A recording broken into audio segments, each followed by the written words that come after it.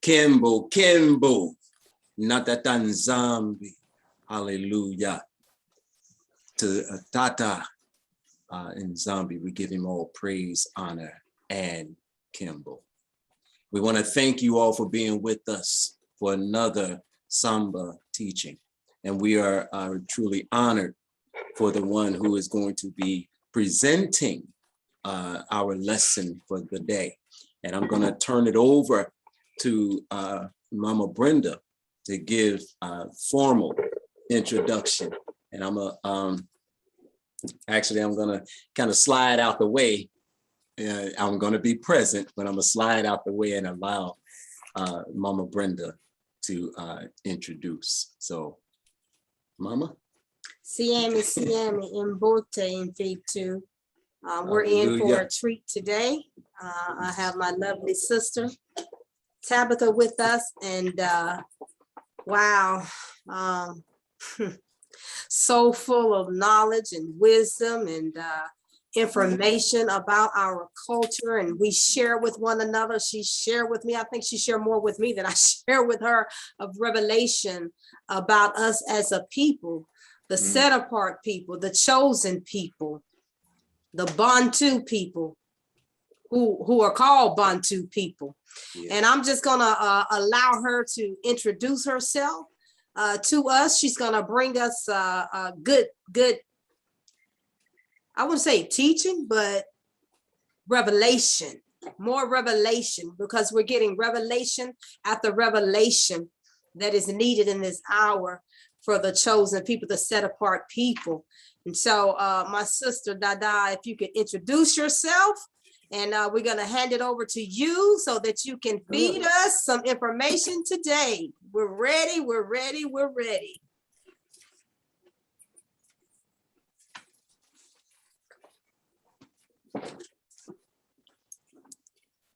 Okay. Oh, if you could put a little bit more. Can you hear me? Relish. Yes, if everybody could mute themselves, Hey, put yourself on mute.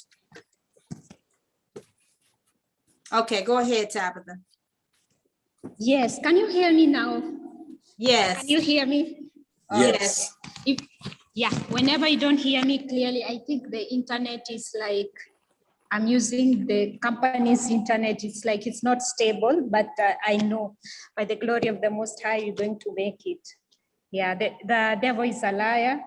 Yes. Actually, I had an appointment very early in the morning and it was rescheduled. So that's why I came late. So I've been preparing the whole week, but I know we might not finish everything. We will do step by step as the Most High will lead us. Kembo na tatanzambia mazulu. Greetings, family. Bantu bayitu. Yes. Abana abantu bayitu benabetu. So I'm really grateful to the Most High for being with you, for the revelation, for sharing. And I'm really humbled. It's an honor that I can sit with you today. You're very far away, but we can talk one or two things. All right. So, as I said, there is much, but we can do step by step. Whatever we will remember, we will say it now. Whatever we will not remember today, we can do it another time. All right. Is everybody ready? Yes. Yeah, everybody ready with a pen and a paper? Yes. Yes. Yes, we're ready. We are ready. All right. Okay. Okay, in case my iPad is not working well, you can let me know and maybe I can switch to my phone, but I hope we are going to do something. All right? Okay. All right. We are going to start from anywhere, wherever. Okay.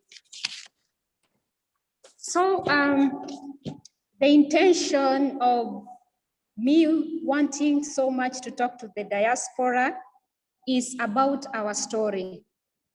What is our story? What did our ancestors tell us? Because many times we are being told stories, our stories by other people. But what is our story? So we are supposed to know our story, and our story in the African context is called oral history. It's not their history, but we call it oral history or oral literature, something of the sort. That is a word passed from mouth to mouth, from one generation to another. So whether there are books or no books, whether the people burn your books the way they did in Timbuktu and other places, as long as you passed your story to your children will pass the story to the other children, the children will pass to their grandchildren, and that story will never fade. And our question is today, we should ask a question like this. This is the question we should ask ourselves. Did our ancestors lie to us? No, the answer is no. Our ancestors never lied to us. So we should take the stories they told us very, very seriously. So when I came into the awakening, is the time I realized that, no, wait a minute. Let me look at the story my ancestors told me. Because I was in that religion thing, and I was just thinking I will be raptured, and this, and Black people were cast, and we were always on the bottom. But when I came to the awakening, I realized, no, I will go back to the story that my ancestors gave to us. So the importance of telling our story to our children and other generations to come. And then we have to know who stole our story. Of course, the Greeks, the Romans, the Arabs, religion, colonizers stole our story. Okay, we can locate our migration. That is very, very possible. So our migration story will tell us where we came from, and it will tell us our story. And why is it important to know our migration? We will know where our relatives lived, where they are buried, where we were created to stay, the substance we were given, and our culture, our roots, what we ate, what we wore, which houses we lived. If we know our migration story, which people we met, who were our enemies, who were our friends, we will know that through our migration story. So I will give a short story about my tribe, and this story will shock you. And I will encourage everybody who has not been born in the Americas diaspora, but has been born in Africa, but they don't know their migration story, to go back to their elders and get their story. It's very, very important. So if we don't tell our story the right way, the repercussions are going to be great, and our generations to come are going to be lost. It's just like now, the Europeans in America want to deny that people were not taken to slavery, that it was a slavery like the Irish people and whatever, because they don't want to pay reparations. So this is the time you tell your children your story. So they know, no, we came from Africa, this is what happened, this is what happened. But if your children will be brainwashed and whitewashed, and when these guys start changing history, they find that your children are not defensive enough, they are not fighting enough, they will take up the false story, the false narrative, and then they will start telling them another story. That, no, you guys, we never enslaved you, we never did this, you just came here, you lived well, you did this, you fought for civil rights, we supported you. And then they will bury the bad things they did. So right now, we should tell, whether we are in the diaspora or in the continent, we have to tell our children the story, our migration story, our problems, our victories, our triumphs, and the other things, our victories, our failures, we should tell to our children. So Very quick, I hope you'll understand my African English. I've stayed here in Dubai for 5 years. My English has disappeared because I have to speak Arabic, I have to speak little Hindi, Urdu, I have to mix because I work in the customer service. So my English has disappeared. So just bear with me. In case you don't understand me, just you'll ask me afterwards, what did you mean when you say this? So my pronunciation might be a little different because also I speak a little bit of the colonizers' English from Britain, but it's African English. Okay, so I will go very, very fast to my migration story. So my ancestors, the Abagusi people, were born by a man called Omogusi. Omo is for singular for a person, and Gusi was his name. So this is not a biblical name, but just a name somebody gave to his son, and he was called Gusi. So is Omogusi, yani the Mogusi, the person. The Muntu himself, he was called Mogusi. So what happened? Our ancestors told us this story, and let me assure you, no matter how many stories the Europeans will write in books, I assure you, Abantu Bayitu, I'm telling you the truth, this will never change our history. It will never change because my ancestors won't come from the grave and say, no, that story we have deleted, we will, no. The story is there, the oral history is there of migration, it will never change. So the European story, their history will change, but our story will never change. You are going to be surprised why I'm saying our story will never change. My ancestors came from Egypt. Now, when they say they came from Egypt, I don't know it's the first Exodus they are talking about. They are talking about the time Abraham came from Egypt and went to Canaan. I mean, he came from that area, Mesopotamia. The people were living around that area of the Sudan. I know people really don't get this thing, but that Nile Valley actually is the real Mesopotamia. It was very fertile, that Sahara Desert. That is where the son of Adam, Seth, after Cain killed Abel, Seth was born and he lived there, and Noah lived there, and he got his children, and even our ancestor who, in the lineage of Shem, who is called Serug, his mountains are still there in the Sudan. So when the Most High a few months ago showed me, the mountains are here, you know, I wanted to cry. So the people lived there. Ham was there, Shem was there, Nimrod was born there, and even after the flood, all the people were there. That is why when they tell you these stories about the Babylonians, the Assyrians, and the what, these people used to live together in one place. Can you imagine? Okay, I will go back to my story. You know, this teaching will be answer question. Some questions I will ask like rhetorical questions. Don't answer me, just write it down and you will think about it and you'll do your research. Can you imagine Nimrod building the Tower of Babel? And then there are no people who will build. All the people were there. They were living there. Even the father of Abraham was working for Nimrod himself. So the people of Shem and the people of Ham were living in the Nile Valley.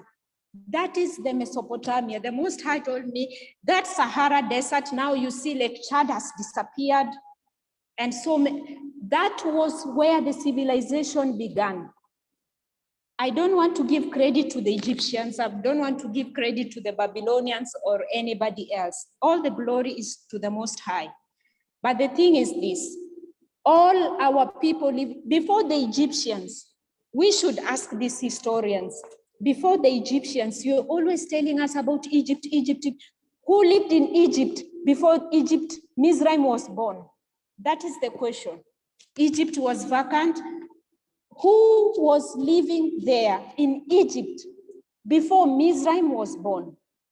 Then, how come they tell us that the civilization of the Egyptians is greater, yet we know it's Nimrod who was the first man to rule the world, at that part of the world, and build these towers and do these things. Even when you see about, when you look at the image of the beast, you don't see Egypt there. You see Babylon, you see the Medes, the Persians, the Greeks, the Romans, and the modern Romans. But you don't see the Egyptians. Why? Babylon and Egypt was one thing. Are you hearing me? Are you getting me? Yes, yes. Yes. Oh my Okay. goodness. Don't worry, don't worry. If it will disappear, we will do everything we can.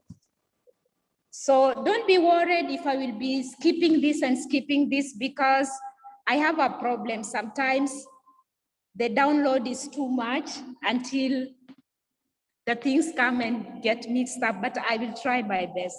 I'm good when I'm sharing online, but when I speak things, they just come in a way, they cover me up, they cover my eyes. So just get the story. You're doing fine, So- Dada. You're doing fine. I'm doing fine. Okay. You understand my English? Very well.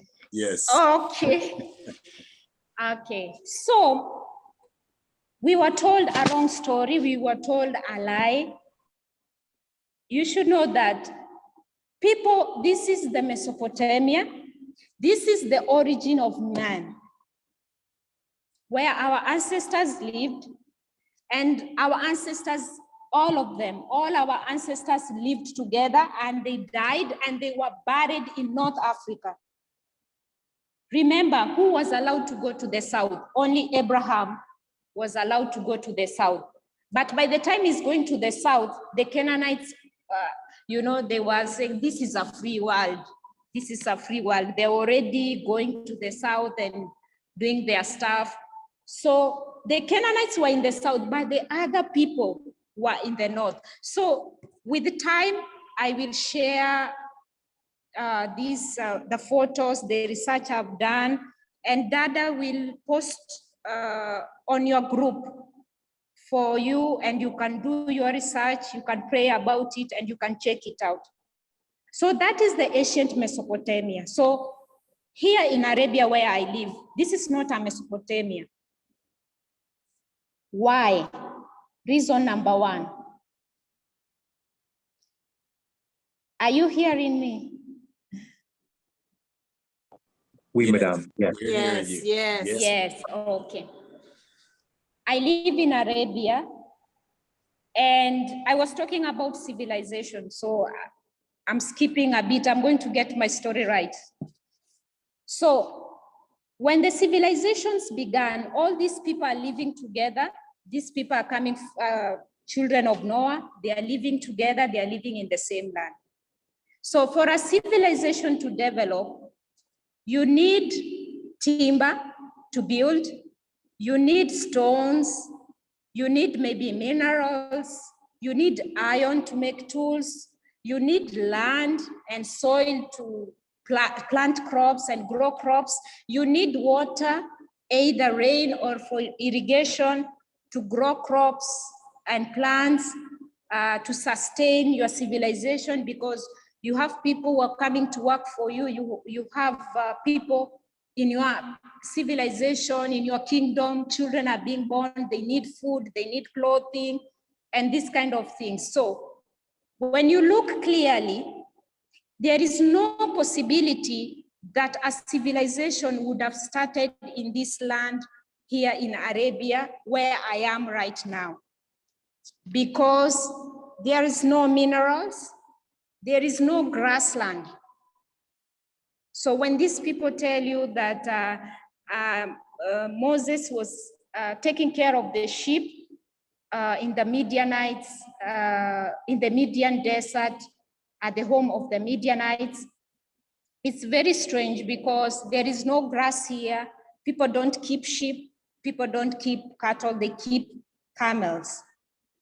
So the civilization, the only place a civilization, an ancient civilization would have begun is in the land of Africa. And that is the origin of man. So if you want to know our story as melanated people, we have to go back to Africa. We have to go back to the origin of man. And from the origin of man, we will find our story. From the origin of man, we will get our migration route, whether we were taken in slavery, whether we remained, whether we went to trade, whether we went someplace for adventure, and so on and so forth. So I've given you a brief introduction of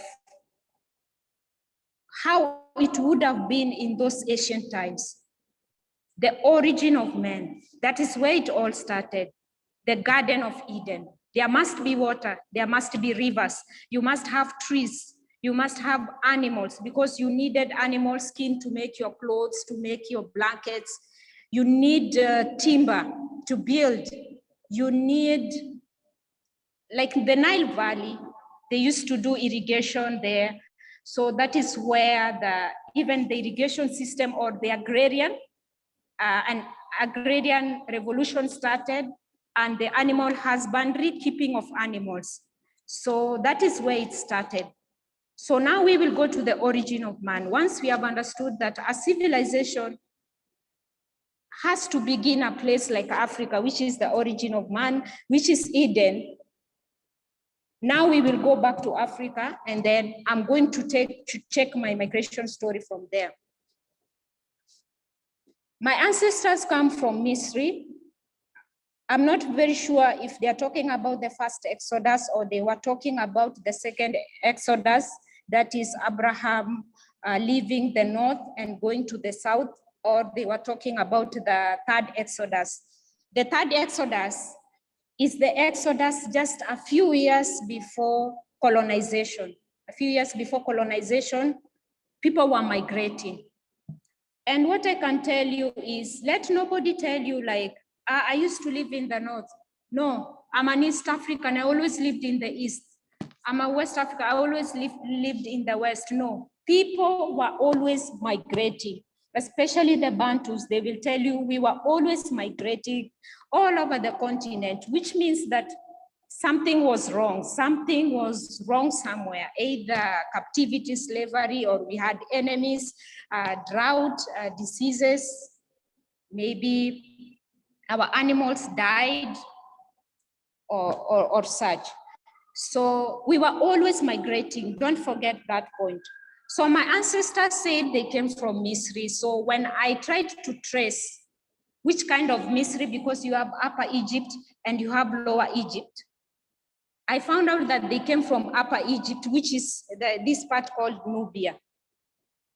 They said they came probably from a place called Napata. Napata is in Nubia Kush. So when they came from Napata, my ancestor had two other brothers. One was called Mukuria, and the other brother was called Muragoli. So these are three brothers migrating with their families. So they said there was a war in Egypt. So I don't know what time and what kind of war there was, but I believe either during these Babylonian and Assyrian exiles, or a few years, a few decades or centuries before colonization, or during the slavery, East African slavery time. So when they leave Napata, they crossed a river. So when they crossed a river, are you together? Are you together? Yes, Yeah. yes. Yeah. Okay. Yes, Okay. yes, we're here. Yes. Okay. So when my Yes, we are. ancestors, all right. So my ancestors and the Ameru tribe, right? Ameru tribe, AMERU, have like a similar story because they talk of crossing a river. So when my ancestors crossed the river, he's with Muragori and Mkuria, who is his brother. So they crossed the river. When they crossed the river, there were children born that time. So they called the children, especially the girl children, they called them Kwamboka. Kwamboka is, Amboka is to cross. And I was told there is a word in the Bible called Iaboka, Iaboki. So a bridge we call a Kiambokero. So Iaboka or Amboka means to cross. So when they crossed, there were children born by their mothers at that time. So the children were called Amboka, like crossing. So up to today, we still have that name. So they continued with their journey and they reached a place and there were children born near ma trees. Would you call it ma or MYHRR? It's not frankincense, but how do you call it? Moo. Oh, the pronunciation is difficult, yes. So when they reached there, in Kenya, we call that one mira. You know, we Africanize it, we call it mira. So when they reached there were children born there and they called the children Mora. They called the children Mora, MORAA. Then they moved on and many things happened on the way. There is a lot of details, but next time I will just remember step by step because this is my first time telling stories. Next time I will remember all the details and I will get back to the story of the elder, the oral history and remember some of the things I can't remember right now at the moment. So after that, they continued, children were born, they continued moving until they reached at the border. Okay, they had gone so many places, but the place they remember is Mount Elgon. Mount Elgon is a mountain between Uganda and Kenya. It's called Elgoni, or they say Elkonyi. But at that time, our ancestors called that mountain Masaba, M-A-S-A-B-A. Remember, Masaba is from Saba. So it means that on that mountain, when they arrived there, the inhabitants of that place were the Sabaeans, Saba, the children of Cush. So Mount Elgon was called Masaba. Actually, when you come to my constituency back home, we have a constituency. A constituency is a member of parliament where he rules, so it's called a constituency. So we have a constituency we call Masaba because we remember where we came from and the places we went to, we crossed over and the places we went to. And the children are still called that name, Mora, Kwamboka, and the rest. Then when we reached Masaba, we didn't stay for long. We continued migrating. They reached a place and they tried to live there, but it was not possible because their animals died. They could not grow food. There was drought. You know, droughts, as you see in the Bible, famines and droughts are very common in Africa. They just come without a reason.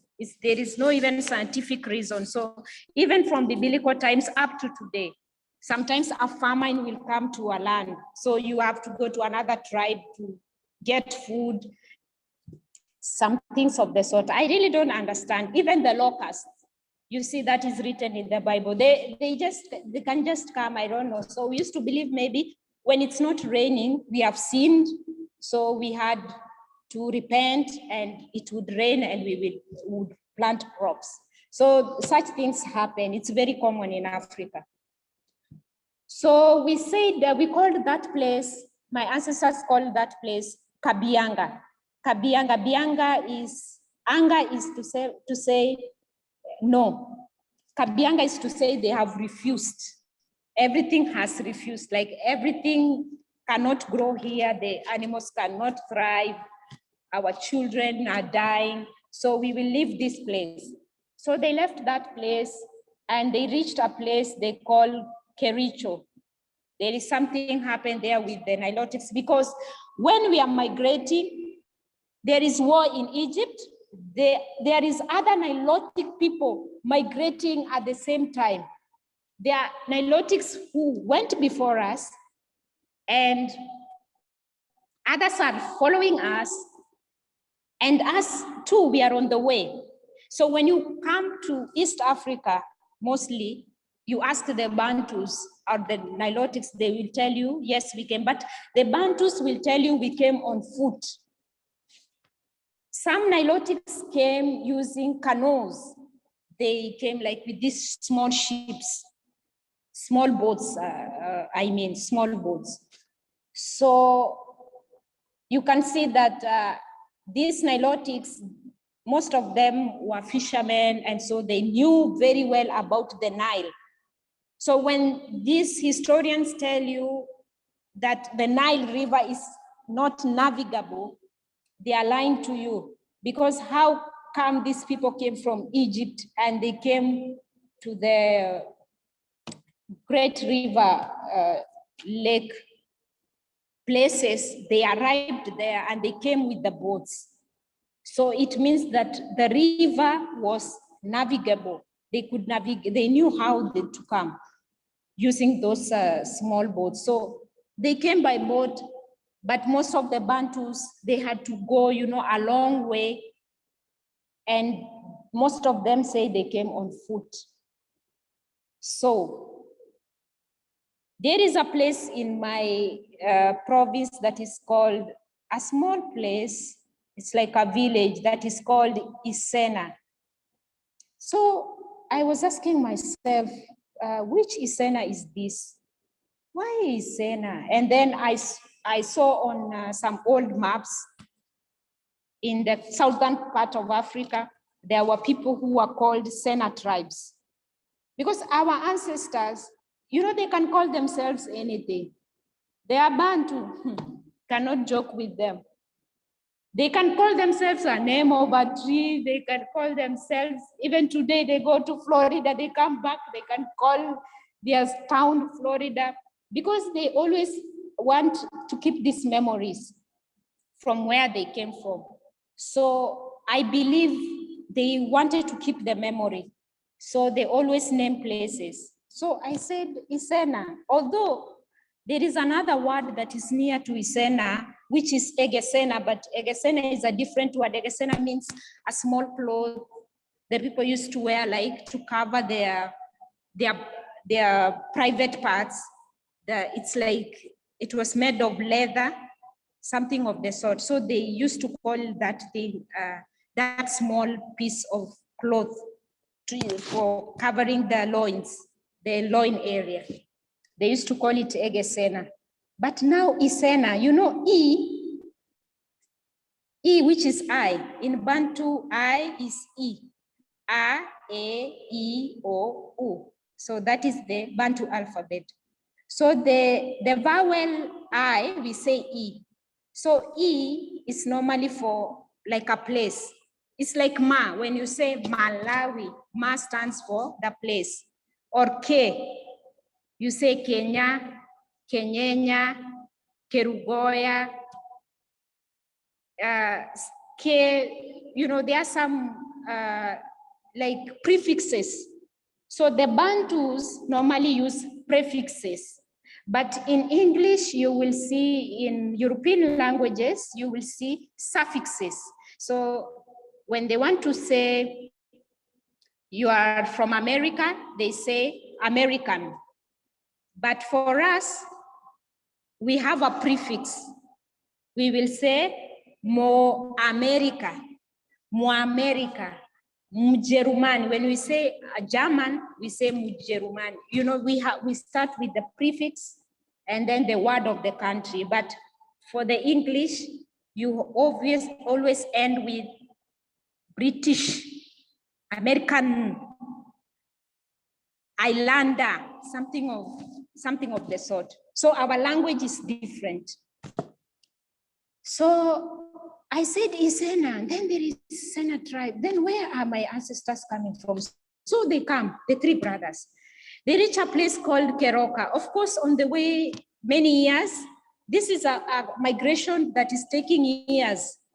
It's not like months, years. People die on the way, they are buried. People are born on the way, they keep on moving, they reach somewhere, they stop, they do this, they do that. Then now the three brothers reached a place called Keroka. This is where they separated. Now, the funny thing is, Muragori was a seer. He was their brother, but he was a seer. So I thought maybe he's the one who was guiding them. Then when I heard the story from the Muragori part of them, when they speak, I can understand like 60% of the language when the Muragori speak. When the Mukuria speak, I understand 90%. So Mukuria, they are a small tribe. Actually, they are called Mukuria or Mtende. Tende is a palm tree. It's like dates. I don't know why they were called that name. So the Maragoli, when I heard their part of the story, they're saying that when they are migrating from the north, they had a drum that guided their ancestor. But you know, they don't remember that we were together. So they are saying they are part of the story, what they were told by their ancestors. Then I said, wait a minute. Weren't the Lembas talking about Ngoma Lugundu? Ngoma is a drum. Oh. So our ancestors are migrating. They don't have a GPRS. You call GPRS. Yes, they cannot locate the location. So what was their GPRS? An angel or something? I don't know. So when I remembered the story of the Lemba, and they are saying that they were guided with the Ngoma drum, and they called it Ngoma Lugundu. You know, now the Europeans who were saying their story on their behalf, when they mentioned Ngoma Lugundu, they thought it's like an Ark of the Covenant or something, but as we know, Ngoma is a drum, so there was something special about it. And then the Mragori, they talk about the drum. Then I said, okay, no wonder they hate our drum so much. Okay, now, when these three brothers separate, they go different ways. But up to today, the language, you can feel like, no, we are the same people when they speak. So the Mukuria, by bad luck or good luck, I don't know, during colonization, when the borders were set, half of the tribe remained in Kenya. They are just near my home. And the other tribe went to Tanzania. So there is a Kenyan Mkuria and there is the other one. And of course, when they reached there, they met Nilotic tribes and maybe they fought over there. Same to us. So we had these tribal wars and the like. But remember, they always tell people that we are tribalistic, we fight and over land, over grazing land, over this. But remember, the tribal wars have not killed as many people as the political wars have killed people. These political genocides caused by this democracy and whatever have killed millions of people, but tribal wars, people could fight and maybe a few people are injured here and there with a spear or something and they get well. But when you come to these wars, we fight because, oh, I'm in this party, in this political party, this tribe is this political party. Millions have died, including coups and genocides and other things. So tribal wars were not that, they were not that bad. So because if somebody from the other tribe was hurt and the others want to revenge, so it used to happen that way. But after some time, the elders would meet from both tribes, and then there could be a reconciliation. So my tribe went to the south, and we were surrounded by Nilotics, and these tribes were very hostile. Like they had to defend their land, they had to defend their cattle, and we are coming here. We came with bananas, my people, let me tell you, we came with bananas. Up to today, if you go to Kenya, you want bananas, they tell you go to Abakusi, they grow lots of them. We love bananas. We came with our bananas, millet, we came with sorghum, we came with yams, sweet potato, vegetables, bitter herbs. Those ones the children were eating before the Exodus.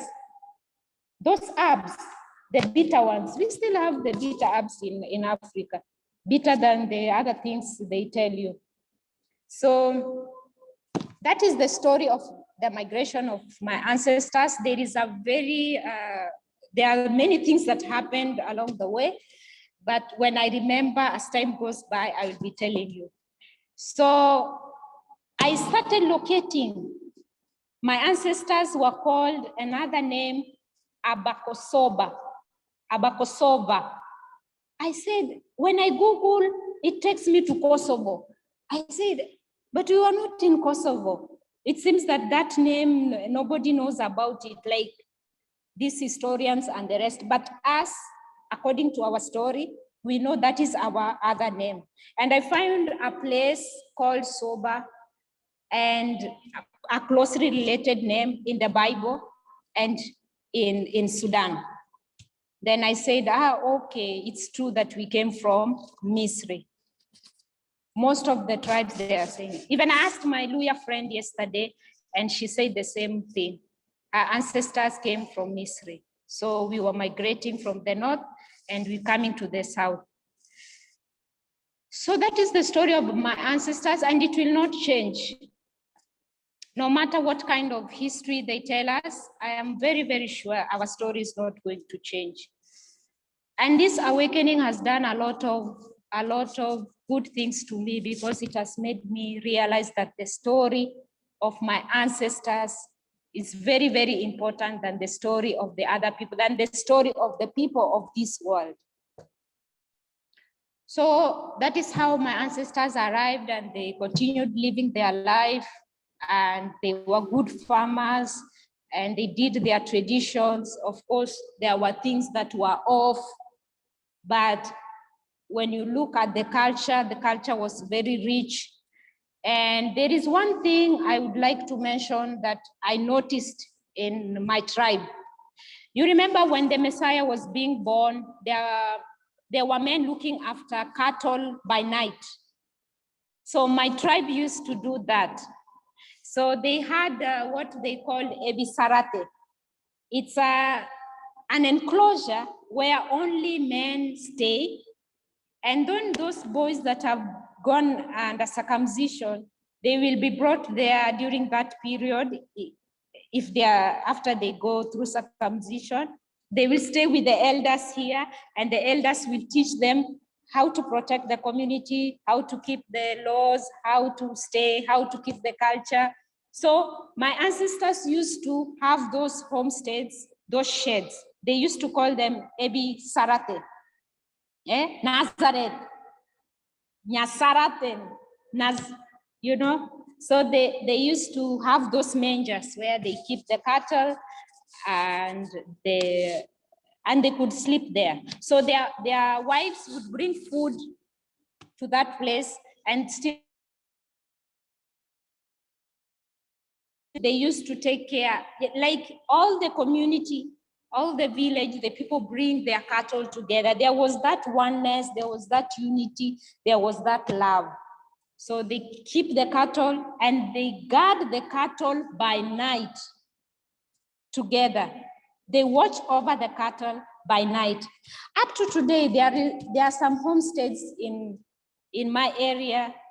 At night, your father will wake up or your brother and go to the manger, to the cattle shed, just to see if the animals are okay, if somebody came and tried to steal. Because when we reached wherever we are living now, the other Nilotic tribes had also lots of cattle. So they used to steal from our side, and we had naughty people from our side also stealing their cattle from the other side.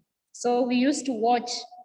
But that culture was abolished by the British. So you can see that whenever they will see something that you're doing that is very, very significant, that is very, very telling, they will abolish it and call it evil or tell the administrators, this one is not allowed. So during the colonial period, it was abolished. I just thank my sister who had revealed this in some videos before during my awakening. And I recall that, and I know now that it is true. It is true. So there were people who were watching cattle by night, and they saw a star, and they were told a baby is born, and you know how the story goes. So that is the story of the migration of my ancestors. So this Muragori tribe is our brother, is my ancestor's real brother. So the other day I saw a boy, I don't know to call him a boy or a brother, he's young anyway.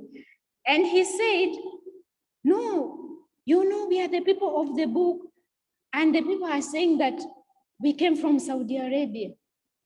I told him, but no, your father, your ancestor was my ancestor's brother. How come we came from Egypt and your ancestor came from Arabia? Can you tell the real place where they came from? Then he said, no, but the Europeans are saying that we came from Yemen, we came from those sides. I told him, no, your ancestor is the brother of my ancestor. So they migrated together and we came from Misri, and we never came from that land. I live here in Arabia, in the Middle East. And I don't think we were good farmers. There is nobody here growing the food and carrying the food we came with, the seeds we came with. So this is not true. I told him just go to your ancestors and ask the story right. So when I did research, I found out that, yes, there was a group of people that came from Shinar, Sena. So in Greek, they called it Sena and Sinar in the Septuagint. And you know, the names keep on changing. So the Greeks use their own version. The Romanized version is there, and the Arabic version. So the names keep on changing and changing. Then I said, but, okay. So we came, this Napata is Upper Egypt. So we came from Sinar. So that was very, very revealing. And I realized that that is the same place that the Lemba Levites came from. They did not come from Yemen, because my ancestors came from there, and it is Sena, Isena, Sinar. I realized, okay, the Lemba people, the Levites, came from the same place. But now I don't know my ancestors, whether they were in the Assyrian captivity and they came to hide in Egypt. You know, we always went to Egypt. If there is famine in the south, you will see the Bible story. Because Egypt and Nubia and Ethiopia, so this part of the Nile Valley, that was the Las Vegas of the days. If you're going abroad, you go to Sudan. So it was our abroad of the time. It was, you know, the London, the New York of the days. So when we needed something, That is why the Most High destroyed Egypt. Because every time he will punish us, we will just say, we can still go to Egypt. If we have a problem, we will go, and the Egyptian, and we will go and stay in Egypt. There is plenty of food there because, of course, there was irrigation and they were growing food and they lacked nothing. Their economy was good. So that is what we used to do. We used to go to Egypt.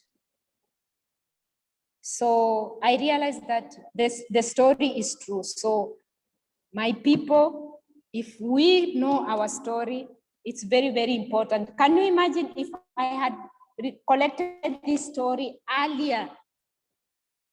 I would have awakened long time. If I had known my ancestors came from Sinar, they came from Babylon, I would have connected the story very, very fast. So that is what I had to say about that. And so my people, I would urge you, just know your story. Just know your story. Some of you were in the Assyrian captivity. Some of you were in the Babylonian captivity and ended up in maybe Arabic captivity. Others stayed in the land. Others went to Egypt. Even North Africa, people were taken even to the North African places. Others were taken to Arabia. So my story ends there about my tribe, because now I will tell you about the migration story of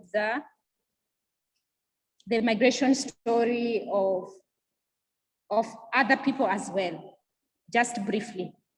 The Ameru tribe, who are a Bantu people, they are called Ameru, A-M-E-R-U. People call them Ameru because they came from Meroe. Meroe was a powerful kingdom in Nubia. So some Ameru will tell you we came from Ethiopia, of which is Kush. But you find a kingdom called Meroe. One of the brother of my ancestors is called Mukuria. There was a kingdom in Sudan, Upper Egypt, called Amakuria, powerful kingdom. Now we were called Kosoba. There were other people called Suba. So when you read the Bible, there were people coming from Kamat. It's called Hamat Soba, Kamat Soba. What they call like Kemet or whatever. There is another place that was called Hamat Soba, and the Arameans, our great uncles used to live there.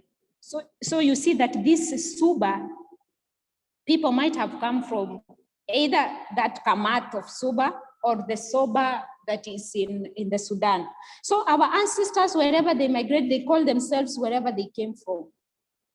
Like those people calling themselves in the south, in South Africa, calling themselves Sena. Maybe they were in the captivity in Sena, you never know. So one day they will tell us their story. I don't want to speak on their behalf. So the Ameru also came from that place. They migrated. That is like the last migration. Probably it's before colonization, if I'm not wrong. Because even during colonization, during 1800s, people were still migrating. And then we were wondering, what happens to us? We were always migrating east, west. Today we are in West Africa, tomorrow we are in South Africa, next month we are in East Africa. When we are tired, we are in Egypt, we come back again. What were the problems we were encountering? So it's like we are going from one captivity to another. There were years we were successful, there were years we had many issues. So nobody can tell, but maybe in the future we will have a greater revelation. So where is Shinar? If you can read Isaiah 11 to 12. I don't have my Bible here. Can somebody read? Yes, we'll pull Isaiah, yes. Isaiah 11 to 12. Now you see my story. I know where I came from. Now I want to see the scriptures. Is it true? my ancestors were drunk that day. They say that. But I'm sure they were not drunk. Isaiah 11. Yeah. Okay. Isaiah 11. Isaiah 11, verses 11 and 12. Yes. It reads, and it shall Yes. come to pass in that day that Elimo shall set his hand again the second time to recover the remnant of his people, which shall be left from Assyria and from Hamath and from Pathros and from Cush and from Elam and from Shinar and from Hamath and from the islands of the sea. And he shall set up an ensign for the nations and shall assemble the outcasts of Asolele and gather together the dispersed of Yaoundé from the four corners of the earth. Wow, powerful, powerful. Now, Isaiah 11 and 12 is two different parts. Those are two parts. It's not one part. So when you hear somebody telling you, no, Shinar is China. Cushites are no, there are no Cushites in China. So how come Nimrod now became Chinese? Because Nimrod was a Cushite. That is point number one. We have to know our captivity first. You know, some people say, no, me, I'm in Solele, I'm going to the Most High, I'm good. We have to know who are the people who took us into captivity so that we understand their future prophecies and what happened in the past. So Isaiah 11 is a different part. 12 is a different part. Verse 11 talks of Babylon, Shinar, which is Sena or Sinar, talks about Egypt, Cush, Pathros, Elam. Elam was a Mutu also. He was a Shemite. Ashur was a Shemite whom they called an Assyrian. They give him a nickname. And Aram, who was speaking Aramaic, and Hamath.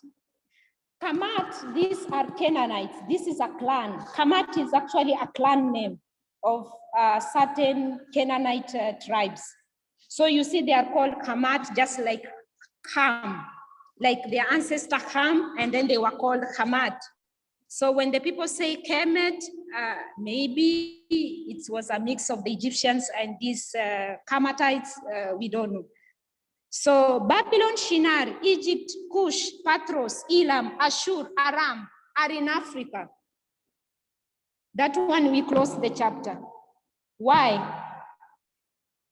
The Most High is not a limo of confusion. He don't tell you, I will take you from Shinar, and then 12th chapter, he tells you, I will take you from all corners from diaspora. Now China and diaspora is the same thing. So he separated these verses. So this is how you know that the origin of man, all these places are in Africa, the origin of man. Then 12, he remembers the children who went to slavery. Now he tells them, I will take you from the four corners of the earth. I will take you from the islands, Caribbean, wherever and wherever you are. So that is 12 is for diaspora. Nobody should delete that one from the scriptures. 11 are those people who were dispersed within the continent. So 11, the people beyond the rivers of Cush who are in the continent. And verse 12 is the people beyond Cush who were scattered to the four corners of the earth. So that is how we know that these lands are in the origin of man because they are ancient lands.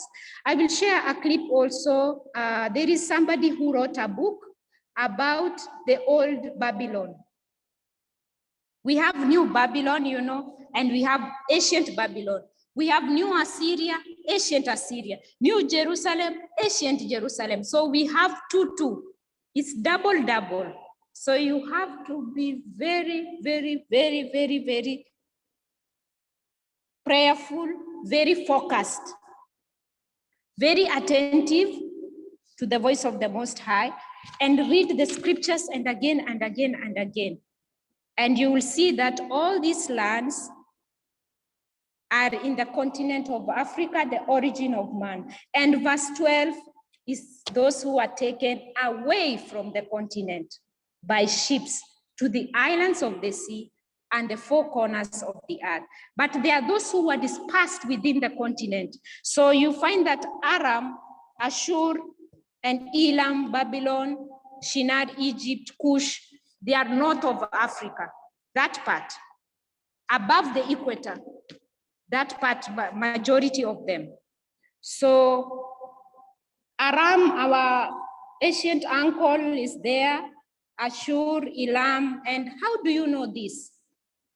When our ancestors migrate, they migrate with a name. I know we came from Shinar. My ancestors came from Shinar, just like the Lemba say and the others. But I'm not saying that we came the same time. People were migrating. You know, these are families. Oh, this one, they have stolen our cattle. There is war here in Nubia. You know, Nubians were good archers. Actually, these people were used in the First World War by the Europeans. They were used in the Second World War. They were used during colonization. They were used to fight many wars because they were good archers. And it's even in their history, these Nubians and part of these Cushites. So we came from that place. My ancestors came from, and amongst others. But there are some Bantus who came from maybe Aram. Am I saying that all the people have been regathered?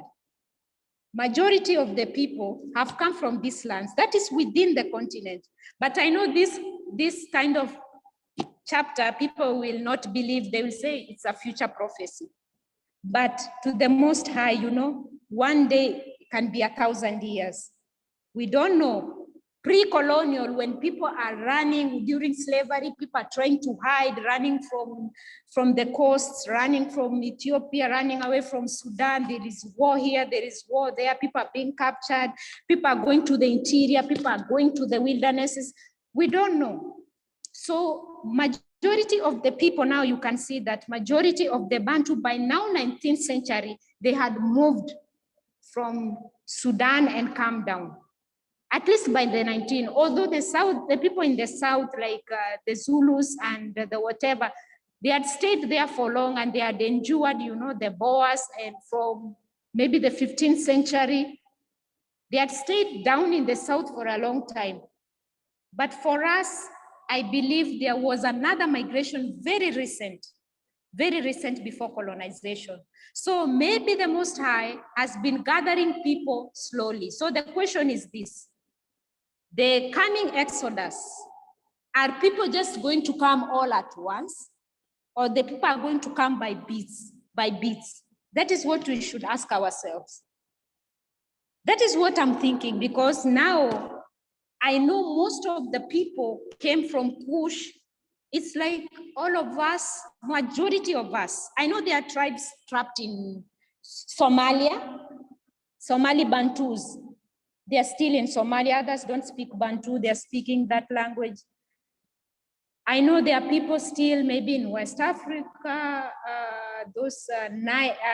among the Nilo-Saharans, could be, and they're speaking another language right now, we don't know. There are people in Madagascar. There are so many Bantus in Madagascar. We have Seychelles. We have the Comoro Islands. We call it in Swahili, Visiwa vya Ngazija. We used to give islands beautiful names, you know. So those people are still in the island. They haven't come to the mainland. They're still in the Comoro Island. The Comoro Island was also colonized by the Arabs. And we have many Bantus there, and most of them are Muslims.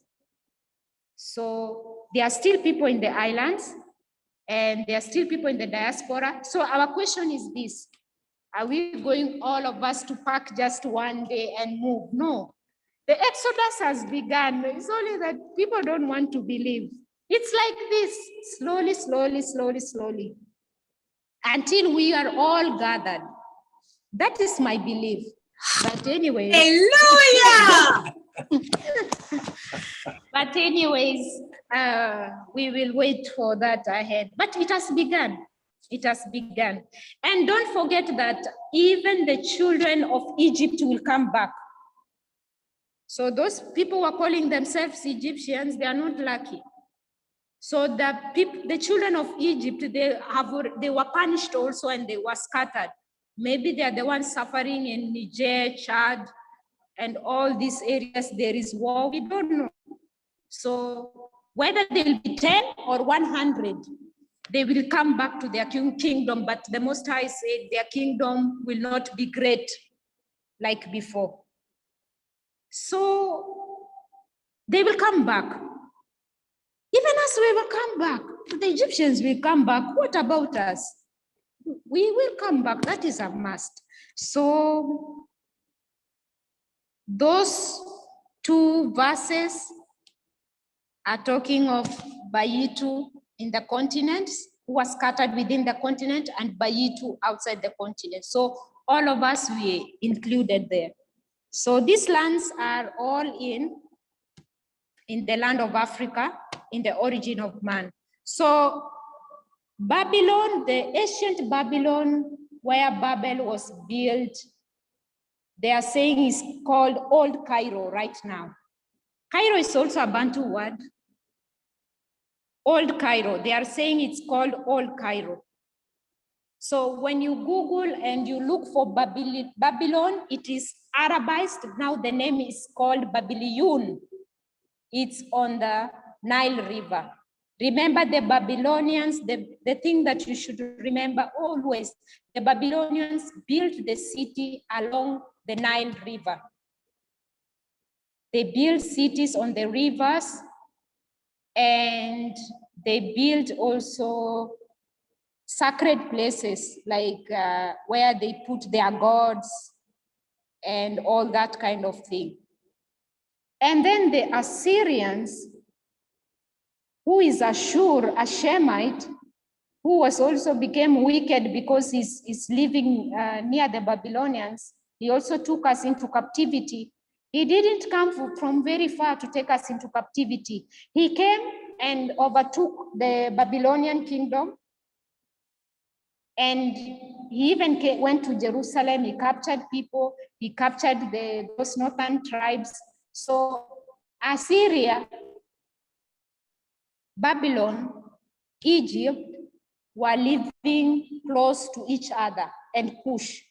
So this place you see called Chad, this place you see called Niger, this place you see called Central African Republic. Just watch that place closely.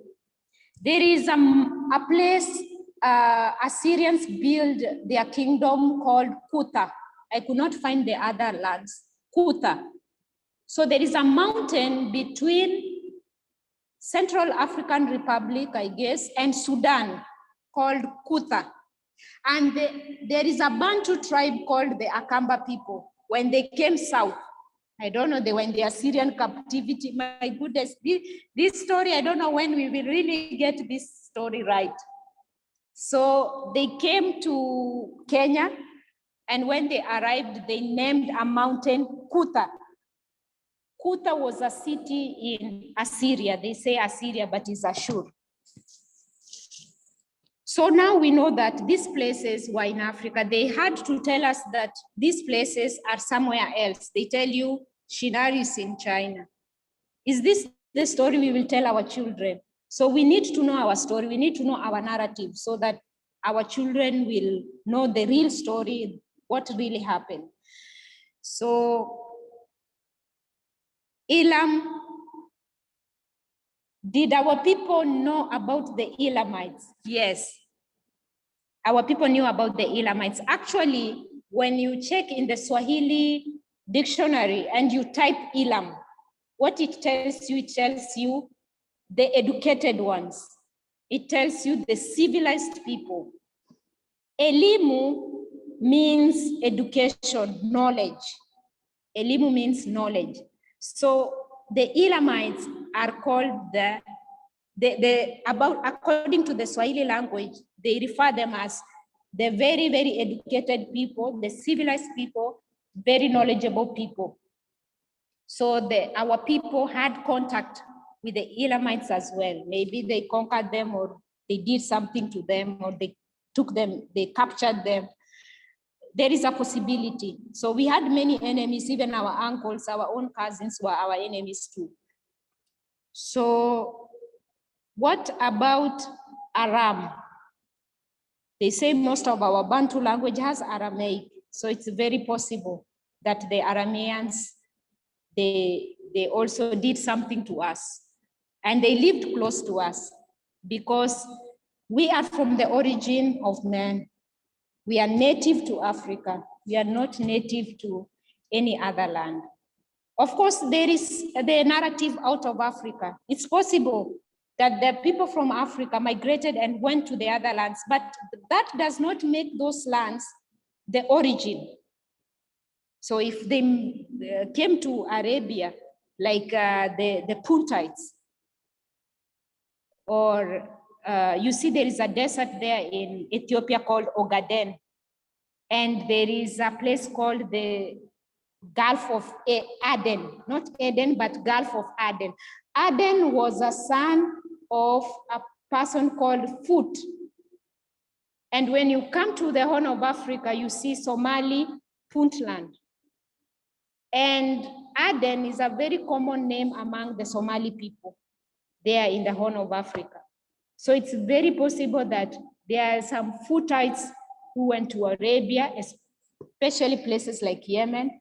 There are people who left. I had a story from somebody that they have evidence that the Egyptians went to Arabia to mine tacos, and they had a military actually in Arabia. They had kept a military there to defend Egypt from the kings of the East, from the Persian invasion and the other invasions. So this desert was a barrier.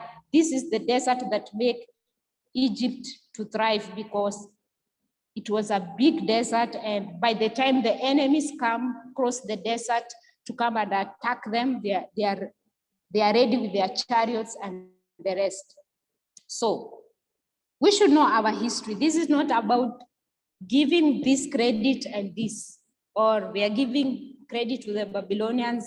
They did not do something good, taking the Most High peoples to captivity, but we have to know about them, and we have to know where they build. We have to know where they are, if possible, so that we can understand the future prophecies. So now we know that we are coming from the origin of man.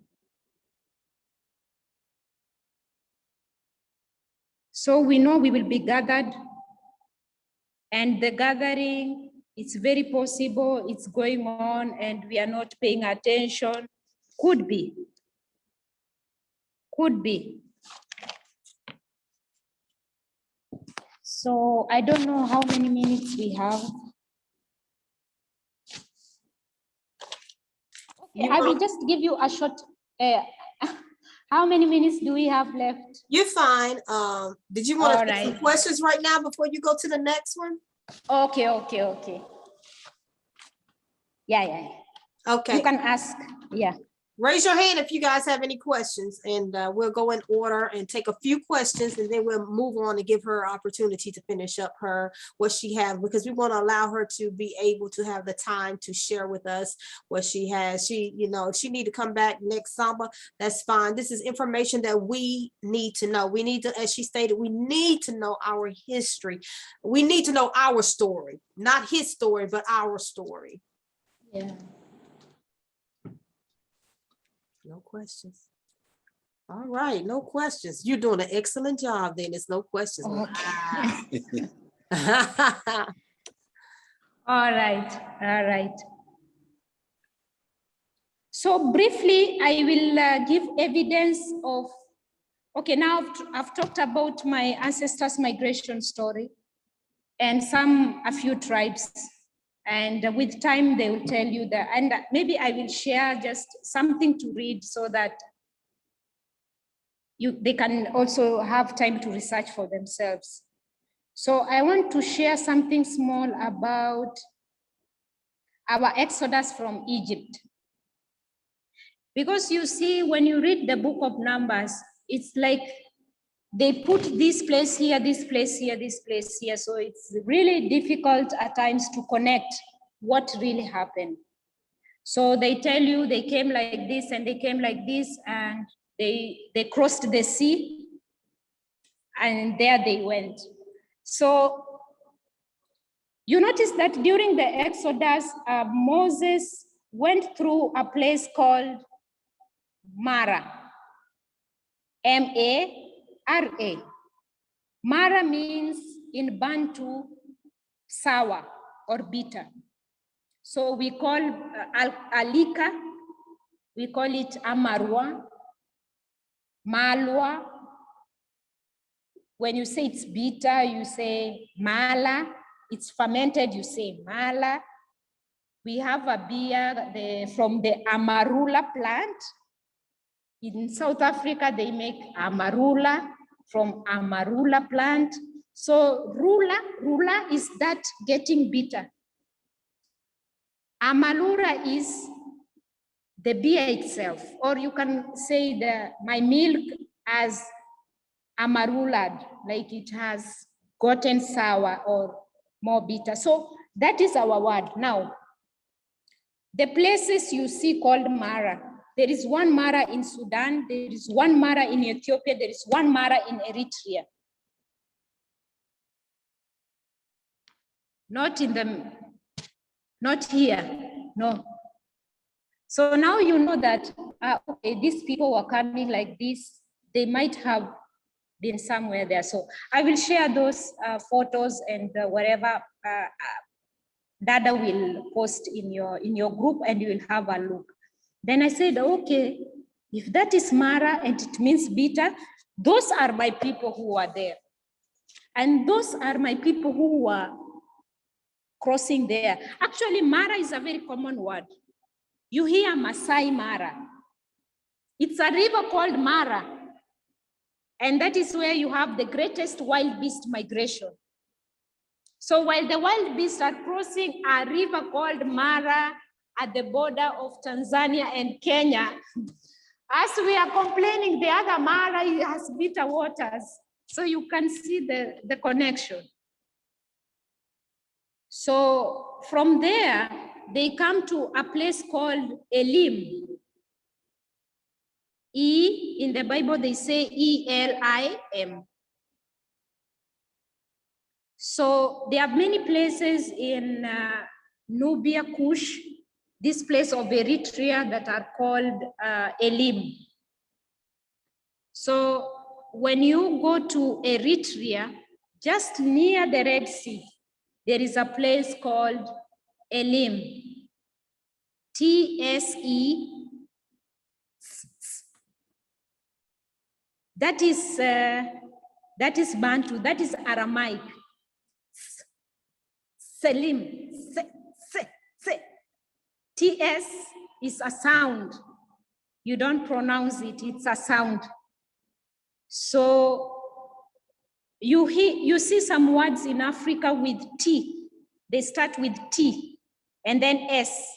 I had a friend who was called Ablitsa, T-S-A. So TS. Even Chad used to be called Chad. There is a T-C-H-A-D. So they came to a place called Selim. So Selim is in Eritrea. And they found 12 wells and there were palm trees also at that place. I don't know if you, yes, very good. Yes, so they came at So you see, they put an apostrophe. This is a sound. TS is a sound. So you see, they are coming from Egypt. They come to a place called Mara. They reach somewhere, and they cross the sea. So when they are here in Eritrea, they have already crossed the sea. So which means they didn't cross the Red Sea. They crossed another sea. Because when they reach Selim, they stay there for a few weeks or something of the sort. That one shows you that they had already crossed the sea and then they came to Selim.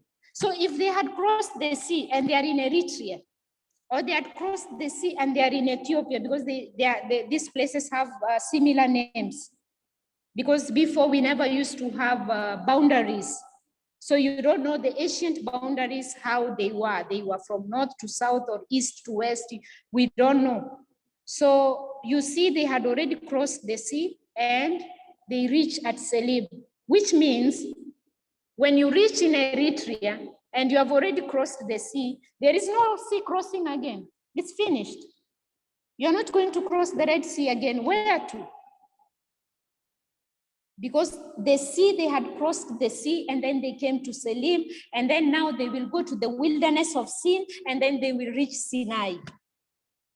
And then they will go through the great desert to the west, not to the east. So they never crossed.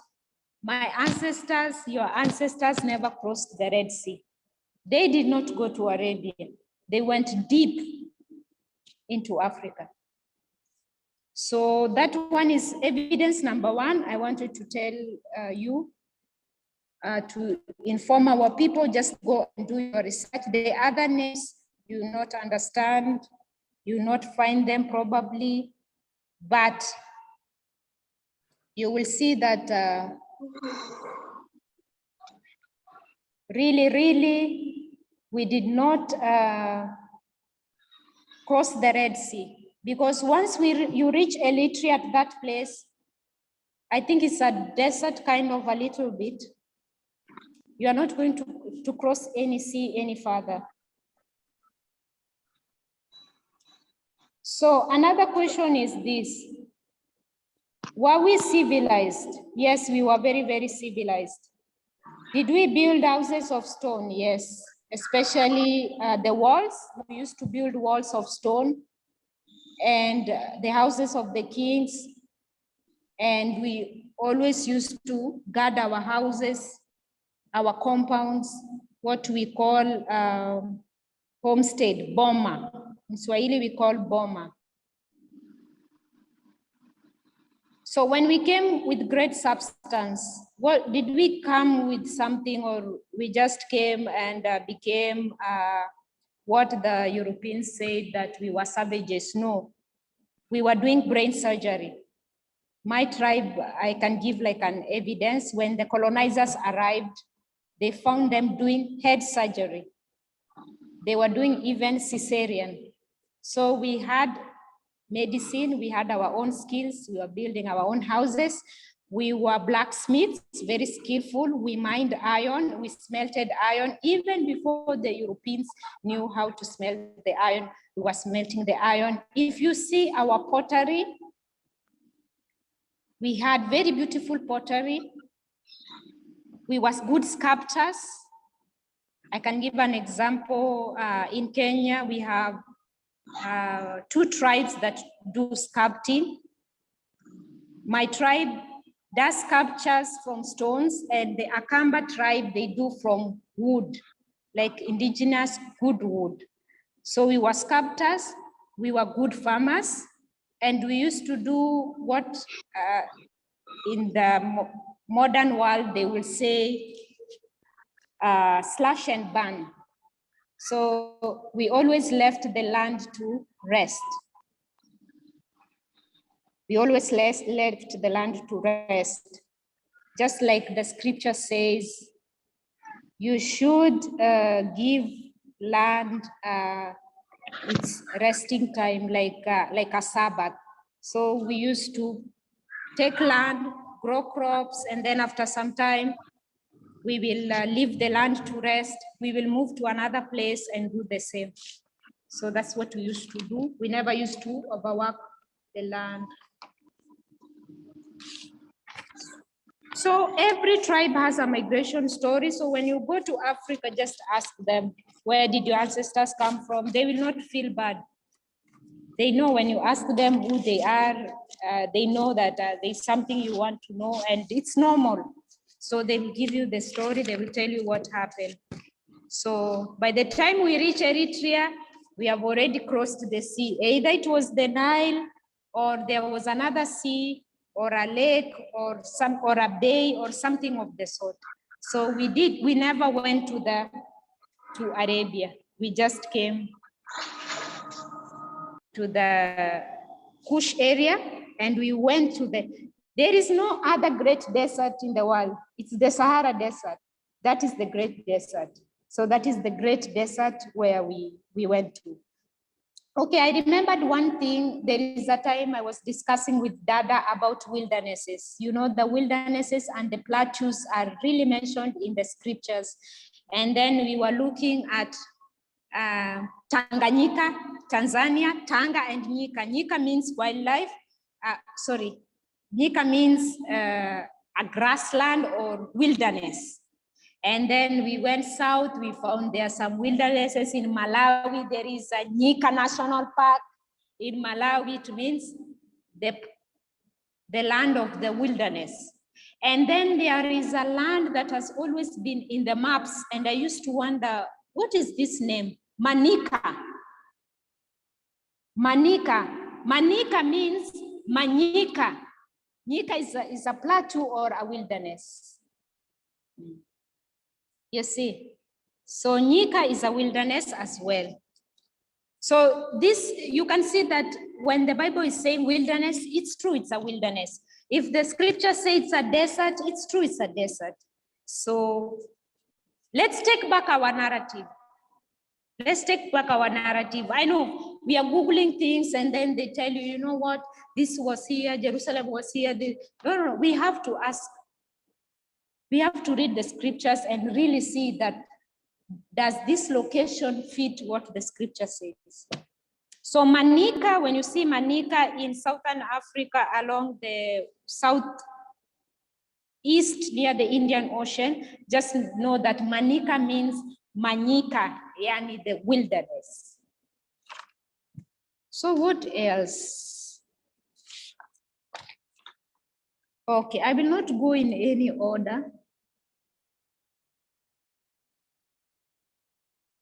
So I've told you, my ancestors came from the land of Shinar, and here is where these kings used to stay. These kings used to overthrow one another. Nebuchadnezzar. Can you see the word Chad in Nebuchadnezzar? You call him Nebuchadnezzar or what? Nebuchadnezzar. You can see the word Chad there. And then there is another king who was called Sennacherib. Sennacherib. You can see the word Senna in Sennacherib. You know, these ancient kings, they could name themselves either after the places, after their ancestors, or they could name lands after the kings themselves. So you see Nebuchadnezzar. This is the guy who ate grass for 7 years. There is nowhere in the world you can eat grass, only in Africa you can eat grass. Let me tell you, by people. In Africa, there are some people who are in these secret societies, these African secret societies. So there were cases at times when somebody would take somebody's stuff, and then they will do some queer things, and the person would eat grass, literally. So when I was looking at the Bible story, and I said, where do people eat grass like Nebuchadnezzar? Only in Africa. So I realized, no, this Babylonian king was in Africa. It's in the news. You can check in the YouTube. Somebody stole somebody's item, somebody went to this African secret society, the person who makes people do things, and this person starts eating grass, and they will put it in the television. And it has happened in Kenya many times, and the people will say, please, please, please, how much money do you want? Please let this man be free. Don't let him eat grass, you know.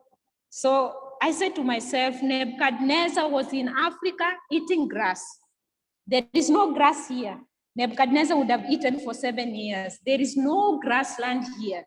Nebuchadnezzar was eating grass, just like those Kenyans who steal and somebody does something for them, so they eat grass, and from that day, they never steal again. So I'm not supporting the secret societies, but this is the reality. This is the reality. I will share those videos. I said, where do people eat grass? I've never seen somebody here eating grass. People steal billions and millions and millions and hack companies, but they have never eaten grass. But in Africa, people eat grass. Then I said, this sorcery of eating grass is still in the midst of the people with those secret societies. So you can see that the Bible is true. Even though they did whatever they did, they removed this and put this and did this, but still you can see the story is flowing. So you see that Sennacherib was also a king in Babylon, and we have a place called Senna. So today, for my brothers and sisters who have a doubt, who have listened to somebody else in the YouTube who is telling them, Shinar is in China, so we are going to gather people. No. Ask me, I can give you the address. I will give you the address of Sinar University. I'll give you the address, PO Box of Sinar University in Sudan. Look for the telephone numbers of that university. Call the dean of students or whoever is in the administration and just ask like this. Yo, man, how you doing? I'm calling from the United States of America. I want to know, is that Sinar University? Don't say Babylon, you will be shocked. Just say, yeah, is that Sinar University? He will say, yes. You want to visit? Sinar University, where Nimrod lived, is here in the Sudan, just here in Africa, in the Sudan. If you want to come, just come, make tours.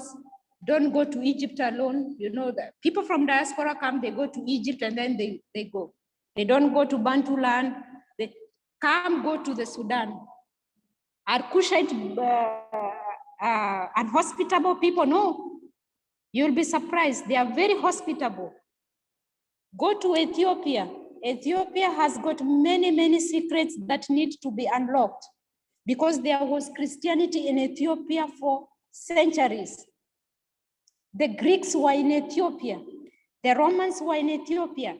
The Greek Orthodox was in Ethiopia. There are so many monasteries with the Greek architecture. There were churches built in Ethiopia carved from stone. A stone, a rock, but it's carved into a, tell me lots of work that was there. The Greeks were there.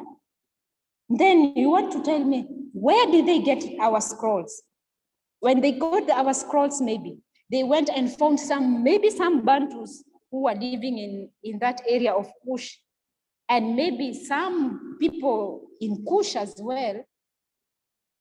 Like, we used to have Ethiopian eunuchs and the kind of people who really loved the Most High. And it's probably, that is where they made that Babylonian script, or they interpreted the scriptures, or they put these people in jail, whether they were Bantus or they were Kushites, and told them, you know what, if you're not going to interpret what is here, we are killing you. It's possible that these people were threatened and then they interpreted how these people interpreted our language. They interpreted Aramaic, they interpreted the Greeks. Where else were the Greeks? The Greeks were in Ethiopia. in Ethiopia, there was Christianity even before Christianity reached Europe. Tell me what happened during that period of time. So Ethiopia, you know, some people think Ethiopia is a desert. Ethiopia is a very beautiful country. If you go inside and see, it's a high place, you know, very high plateaus. It's a very beautiful place. And actually the Muslims could not conquer the land because Ethiopia is like sub-Saharan Africa, because the terrain, you know why Islam did not go further in the south? Because of the terrain. It just came to the east coast of Africa and north, where there is a desert and it's flat. But when you come to sub-Saharan, the Most High has protected that land. There are many rivers to cross. Even the Europeans died just wanting to know the source of the Nile. They died of malaria just crossing River Limpopo and River Orange. And so many of these people died because of these expeditions.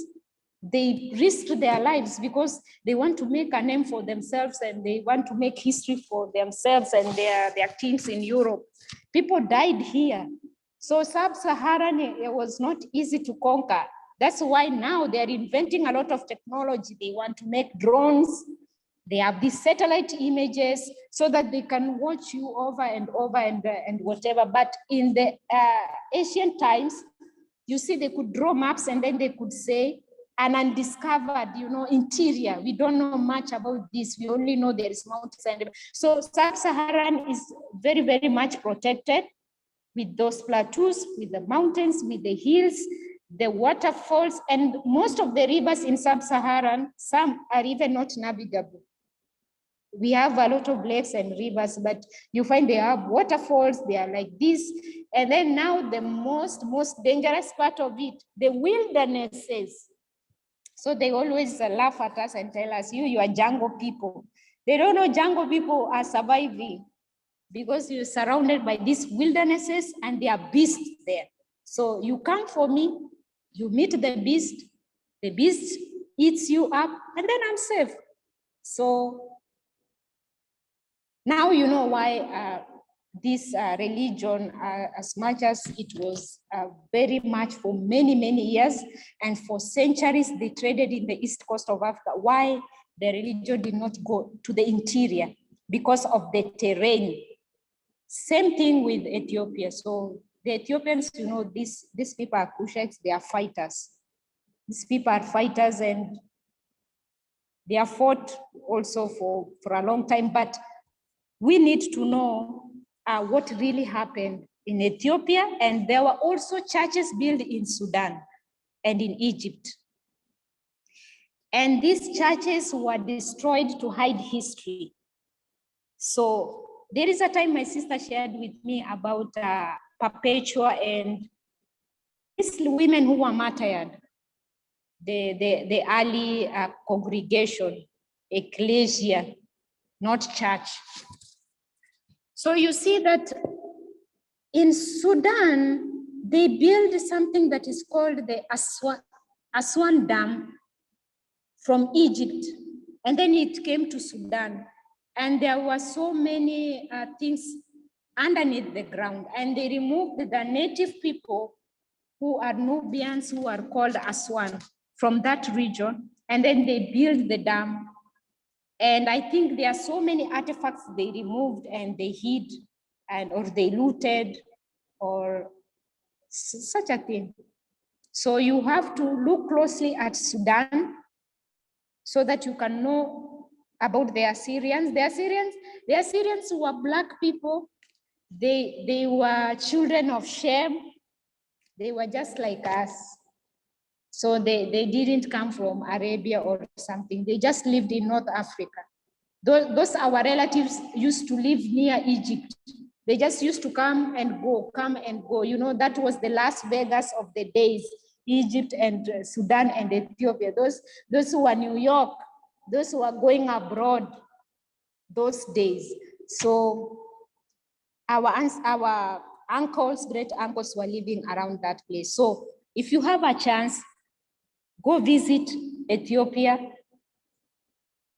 They are very hospitable people. Don't worry about war this, war this, war this. They have their own issues. You're going there as a tourist. They are not going to, nobody's going to attack you. You're a tourist, you're not in their affairs, you have not wronged them. So you don't have to be worried. So they always tell people, you know, East Africa is a hotbed of terror, so that you don't come and know the secrets, what is happening. So be free. Don't say, these people are not Bantus, I will not come. I will come and know the secrets. Talk to them, ask them some of the things we have known just from people even who are not even our people. And they have given us these secrets. The Most High has touched their hearts and they have opened up. I was here, I was serving a customer, and I was in the shop that day. I was not a cashier, I was just in the food section. And he said, can you heat up these sandwiches for me? And I told him, I don't have a toaster, I just have a microwave. And he said, okay, it's okay, just a little bit. Then he asked me, where are you coming from? I told him, I'm from Kenya, east coast of Africa. And then he told me, okay. Do you know what happened? This guy is an Arab. He opened up. I don't know who touched him. He doesn't know me. I've never seen him. He's not a regular customer in the store. You know what he told me? He told me about slavery, the Arabic, Persian slavery. And that is the time I realized, okay, this thing was real. If somebody tells me that this was just a drama, this thing was real. In 5 minutes, he had told me so much. If the supervisor hadn't gotten from the office, I think we would have talked and talked. I love talking. We would have talked and talked. He told me my father owned slaves. I didn't want to look like I'm surprised because I want him to tell me more. I told him, yeah, tell me. He told me my father had slaves, he had black slaves, and even the people who were captured during the Ottoman Empire who were not black, he had also those kind of people. And when slavery stopped, and you know, that guy is young, he's like in his 30s. So it means, that it is not a long time ago. Then he told me when slavery stopped, my father told these people to go back to their homes, but they don't know their homes. And they said my father was treating them well, so they will stay.